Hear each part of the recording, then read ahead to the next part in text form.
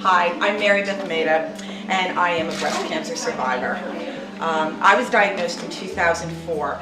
I was checking under my arm one evening, and instead of finding stubble, I found a lump.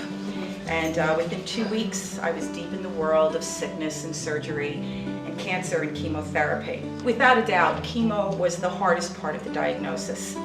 But it wasn't the baldness or the sickness or the bloating that got to me. It was losing my eyelashes.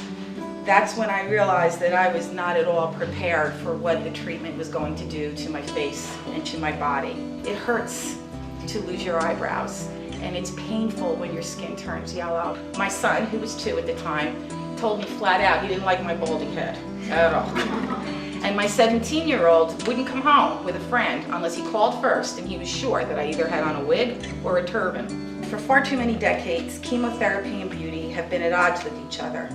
Probably because until recently, cancer was considered a death sentence. It's just so important that everybody does know that it is not a death sentence. You can go on living, you have checkups and whatever, but it isn't a death sentence, and women always want to look their best. So to be doing this and to bring it to women's attention and availability is just so encouraging to me and my family. And we're all at risk, especially nowadays. Last year's event was very, very successful. We were even shocked at how successful it became. The thing that impressed us the most was how many people just got involved and really just had a great time, but also did something so wonderful. To raise money and have a good time was just amazing for us to see. The thing that I find most inspiring and hopeful about this ball is that Carla and Jackie and Krista have the same vision as I do, which is to make a woman feel as normal and as in touch with herself as she can during a very difficult time. All we can do is help each other get through this life or through a situation. It's a very fulfilling thing to know that you're giving back and to see something like this transpire, to have people come out and support you, to help sponsor the events, but even just people's time. Everybody's got some talent, so we're trying to use that. I expect it to be a full house. I really hope that we can get enough people there. I really hope we can get enough sponsors. That's very, very important. That's where you really make your money, getting the sponsorships or the underwriting to take care of events, whether it's the food or the advertising or the music. It's so important to get those underwriting properties available to you because you just are able to make more money. There's no doubt about it. I believe it's completely within our power to fight back against this disease and keep hope alive by keeping our bodies and our minds as close to normal as our attitudes and our energy will allow. It's the beginning of a new attitude towards cancer, but we still have a way to go. We have a mission that is women can look good, and as a result they can feel better every single day of their treatment. It's a powerful message, and it needs to be heard.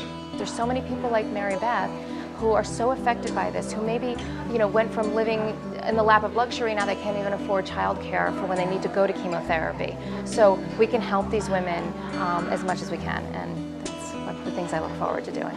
I think there's a lot of women out there who don't know, and it's to raise the awareness of what women can turn to if they need it, if they want to. That's what I think is going to come out of this ball. We are all sisters, and we all need to help each other. And not only will you have an excellent time, but you'll be making a real difference in a real woman's life. It's not an ethereal, abstract concept. This is actual money going to actual women in your community who are hurting. And if you can find it in your heart to spend some time, you will definitely come back every year, because from what I understand, it's one of the best parties in Monmouth County.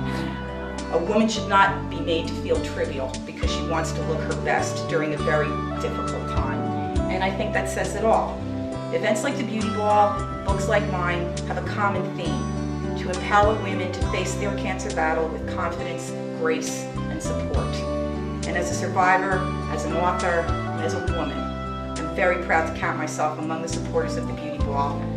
And I would implore everyone to remember that cancer is a passing thing, but your self-esteem is permanent.